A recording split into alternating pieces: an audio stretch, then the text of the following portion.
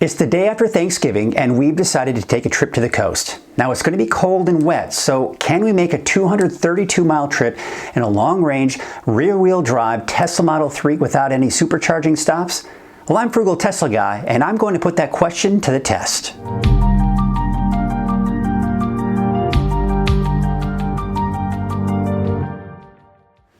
My wife planned a trip to the coast in a town called Fort Bragg, California, to meet up with some of her cousins and their kids.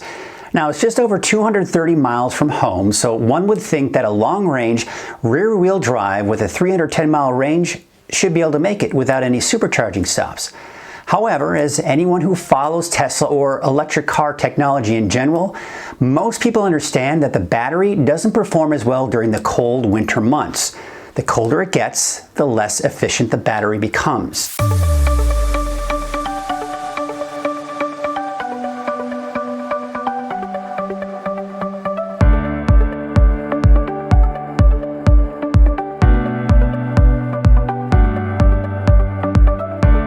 Now, another impact will be how much and how many people you can have in the car.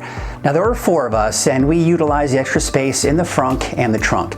So for the most part, it was fully loaded from head to toe, although with more creativity, I probably could have loaded it more. Now, since it was cold outside, I did lose some air pressure in the tires and made sure they had enough air before leaving. So let's start with the specifics of the trip itself.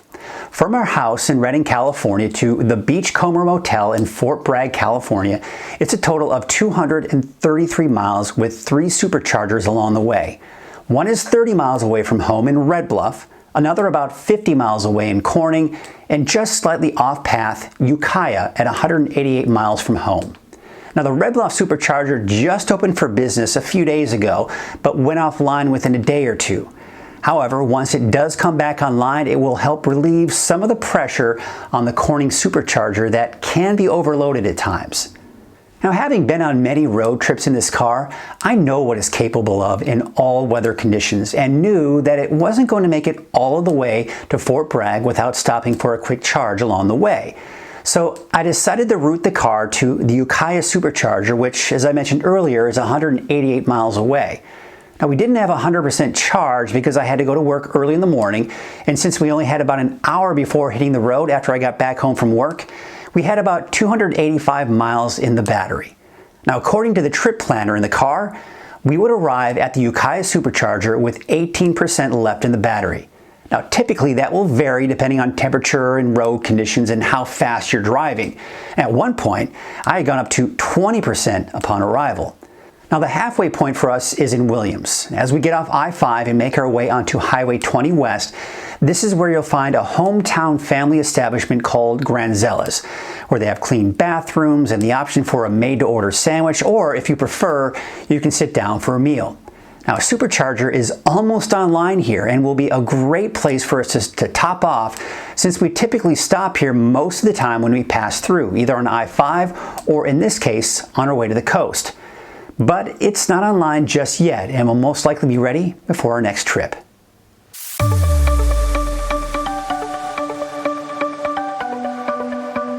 After fueling ourselves up, we were on our second leg of the trip. And according to the trip planner at this point, we were down to an expected 15% of battery left upon arriving at the Ukiah supercharger.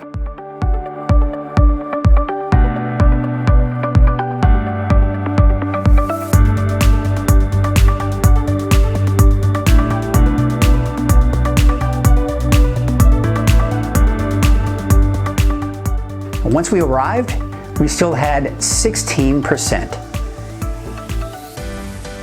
So let's take a look at how the battery is doing at this point.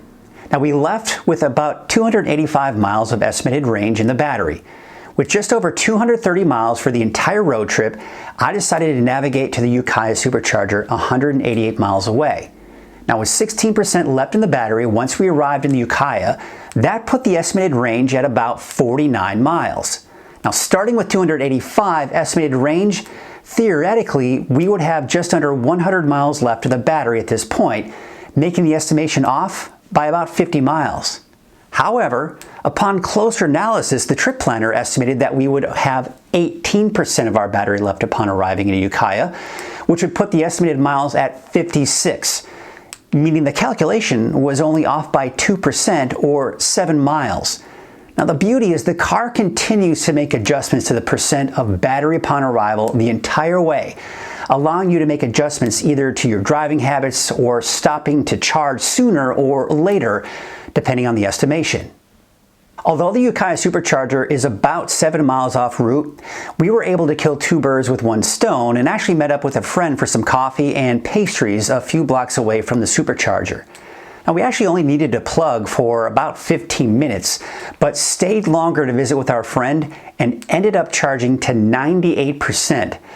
That would leave us with 78% left in our battery once we arrived at the motel, which is more than enough since our motel has 2 destination chargers, one for Tesla only and the other with a J1772 plug. Now that one was just below our room, allowing us to plug in and get some extra charge before getting dinner. However, we wanted to enjoy the beautiful sunset before leaving.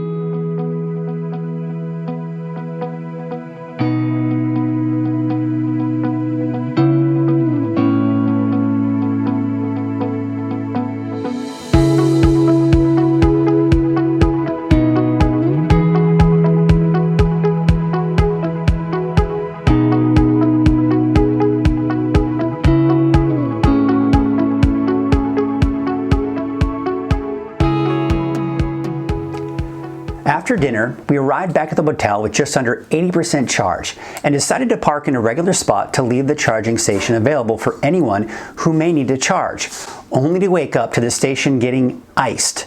Now, no worries, I had more than enough charge to enjoy some beautiful spots along the coast.